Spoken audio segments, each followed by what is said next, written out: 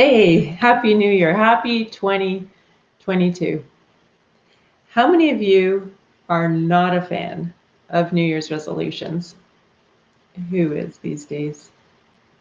But how many of you have declared that 2022 is the year that your children's education is a priority? You know that things need to change, that things aren't always going well. Maybe you feel like you're struggling, but you're not sure where to turn, who to ask, uh, just where to share your struggles. Is that you? You're going to enjoy today's conversation. I'm going to be sharing the one resolution, just one, that will ensure a more joyful education environment for you and for your children. When I went searching for about New Year's resolutions, my suspicions were confirmed. It says that of those who make New Year's resolutions, after 1 week, so by today, 25% of those New Year's resolutions, those people who have resolved to make changes in their life, have dropped off. After 6 months, more than half of them are not successful with their New Year's resolution. And the failure rate of New Year's resolution is said to be about 80%. The biggest reason people drop their New Year's resolutions, they admit, is because of lack of self-control, followed by, it just slipped my mind, laziness or forgetfulness. We just forget that we made New Year's resolutions. As you're joining onto our Facebook Live here, I would love to hear from you. Just send me a quick comment. Let me know that you're out there. Share maybe some of your New Year's resolutions, some of those things, questions that you may have. My name is Diana Rolston, and I want to welcome you to Spark Homeschool Parent. Each week, I bring you strategies to ignite the spark that engages your child's learning. And this Spark Homeschool Parent is a supportive and encouraging environment for homeschool parents. So I want to welcome you. Yeah, as you're coming on, as you're watching, and even when you're watching the replay, introduce yourself to the group. Send a quick comment. I'd love to hear from you. Whether you are just thinking about homeschooling, searching the different options, seeing what's out there, or you've been homeschooling for many years, and you're just looking for new ideas, new sparks, I want to welcome you. This conversation today is specifically for you, and you're going to enjoy it if you are not a fan of New Year's resolutions, but you have declared that 2022 is the year where your child's education is a priority. But you look around and you just don't have that supportive, encouraging community that you can ask questions. Where do I go from here? You just don't have anybody that you can share the struggles that you're experiencing. Again, this is Spark Homeschool Parent, and I'm Diana Rolston. Today's conversation is just that one resolution, just one, that will ensure a more joyful education environment for you and for your children. I have 3 boys that I homeschooled through graduation. They are all working now. But when we were young, we were out a lot. There's so many opportunities for our children to learn outside of the house. So we took full advantage, whether we were in the woods or at the park, so many things to learn at the park and socializing. And I know that looks different now, but even if it's just being at the park with their siblings or getting together with that one family. Also, being in Ottawa, we have lots of museums, and when my kids were young, we were out and taking advantage of the museums, co-ops, getting together in small groups. I looked around and it seemed like those other homeschool families were doing it all right. They all looked happy. Their kids were learning. They all looked like they were getting along with each other. And I was struggling, but I didn't know who to turn to. I couldn't ask. I felt like I couldn't ask those other moms that were at the park. They wouldn't understand me. It looks like they had it all together, and I just didn't want to admit that I was struggling, that things weren't as they appeared. When we came home into the school environment, started learning, although there was so much learning going on while we were out. But when we came back into the home, it was a struggle. There was frustration and tension and often tears, yelling, but I didn't know who to turn to, so I kept it to myself. I became lonely. I posted a quote on the Facebook group that says, "Loneliness does not come from having no people around you, but from being unable to communicate the things that seem important to you." Is that you? I had lots of people around me, but I just couldn't communicate the things that were important to me. Homeschooling my children is extremely important to me. The struggles that we were experiencing day after day after day, that's what I needed to talk to somebody about. But I didn't have anybody. I didn't feel like I had anybody to share that with. So I felt very lonely, very much alone. Maybe that's how you're feeling. They say that loneliness significantly affects our physical and our mental health in many different ways. It hinders our sleep. We need our sleep. Our sleep is precious. But when we're lonely, we find it hard to fall asleep, hard to stay asleep. Loneliness, they say, impacts memory, making it challenging to focus on tasks. As homeschoolers, we have so many tasks throughout the day. We need to be able to focus.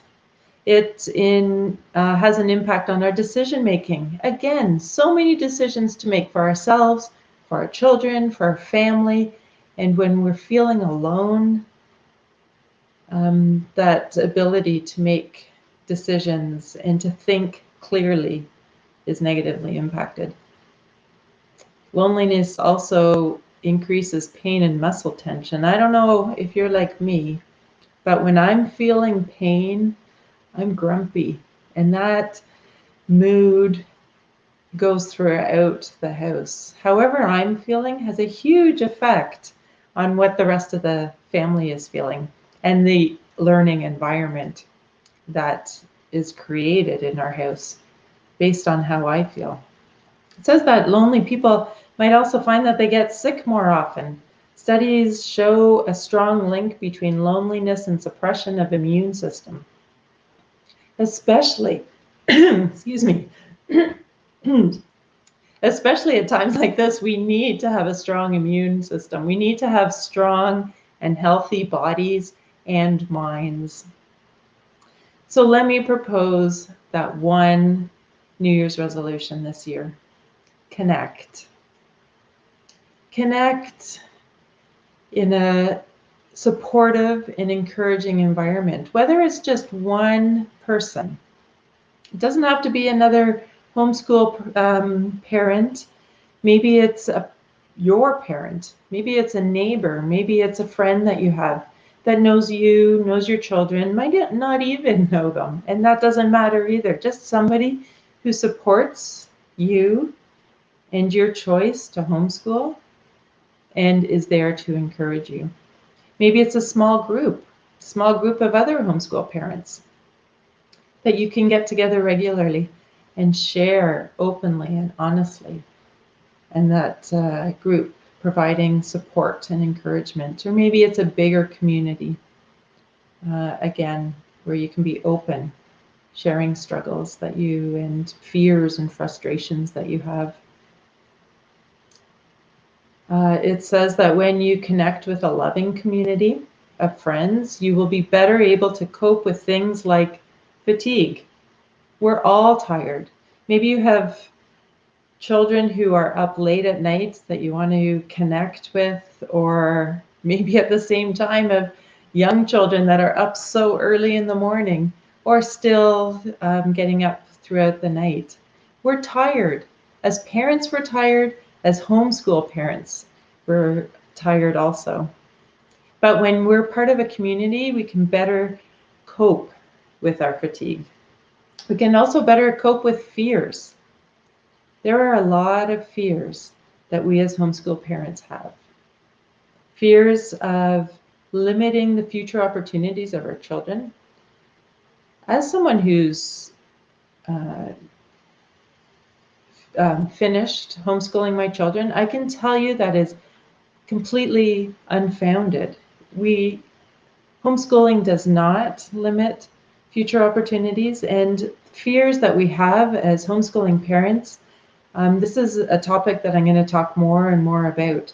But when we're part of a community, it helps us cope with our fears. Maybe you have fears that you're creating gaps in your children's learning. Again, as a parent who has children who have graduated from homeschooling, who didn't go to public school. Sure, we all have gaps in our education, but as homeschooled children, they know where to bridge those gaps, how to find that information that they're missing. And how many of us have the fear of not being the best teacher for our children? Again, unfounded, but when you're alone, those fears grow.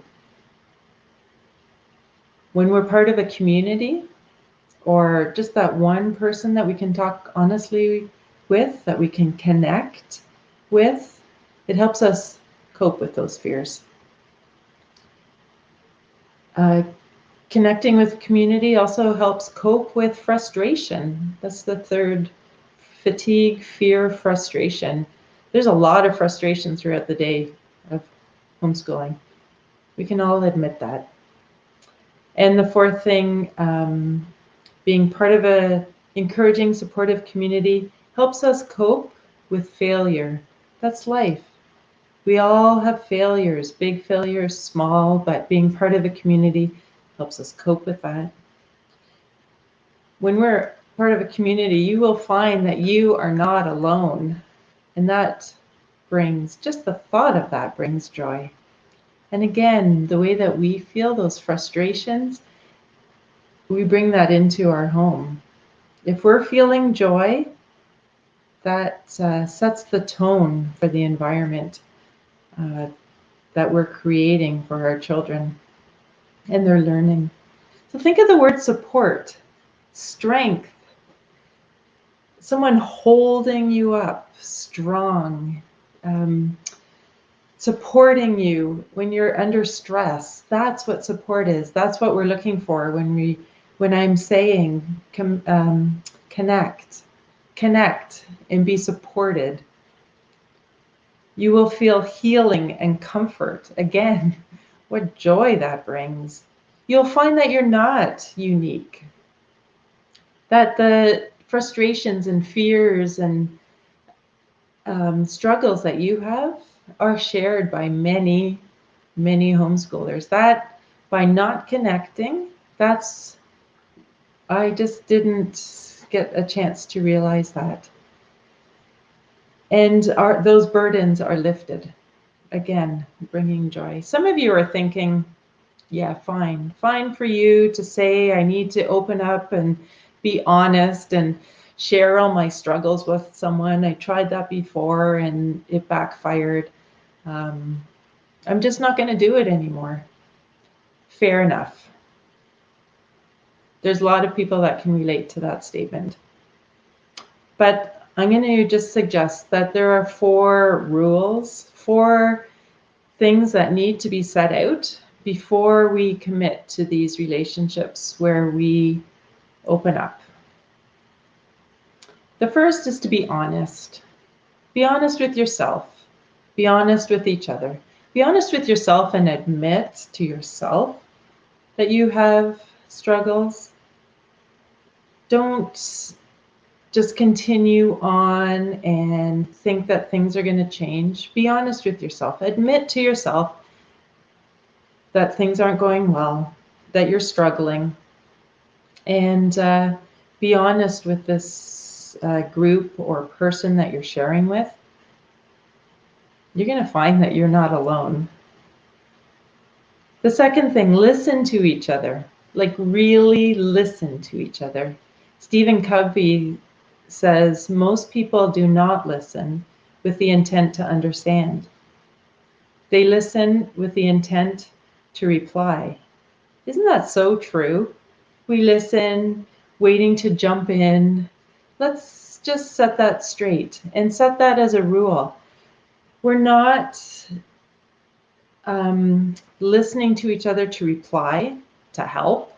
Well, we are to help, but we're resist that temptation to jump in and reply. Just listen with the intention of understanding each other. The third rule that we need to commit to is to be patient with each other. It's hard to be patient. I know it is. But we need to have that patience and grace that we so appreciate from each other. Provide that for each other. And the fourth, encourage each other. Resist the temptation to fix each other's situation, but instead pray for and encourage each other where we are right now. Be honest with yourself and with each other. Listen to each other. Be patient with each other and encourage each other. Those are so important when we are sharing and connecting deeply with each other. I would love it if together we could declare that 2022 is the year that our children's education is a priority, that you're a priority, the year that you will seek a supportive community that will bring you joy, that will bring you encouragement and support. A supportive community where you can admit your weaknesses, you can admit your struggles, share your mistakes, because that's mood, that attitude that we have ripples throughout our house and is present in that learning environment with our children. When we are full of joy, it creates a joyful environment, learning environment for our children. Model that joy and create that joy-filled environment in your home education environment. Remember, there's just one resolution that will ensure this, and I ask you to connect with each other this year. Find that one person, find that small group, find that community where you could be honest with each other and share the struggles of homeschooling. It's not easy. This is Spark, homeschool parent. I hope this has been helpful for you, and I'd love to hear your comments. Our commitment is to equip you with the skills and the mindset to navigate this ever-changing homeschool journey, to provide you with a supportive and encouraging community. If you're looking for that community, join us if you haven't already at Spark Homeschool Parent. It's a Facebook group and everybody is welcome. And also join me. I'm here every Friday, 1 p.m. or listen to the recordings.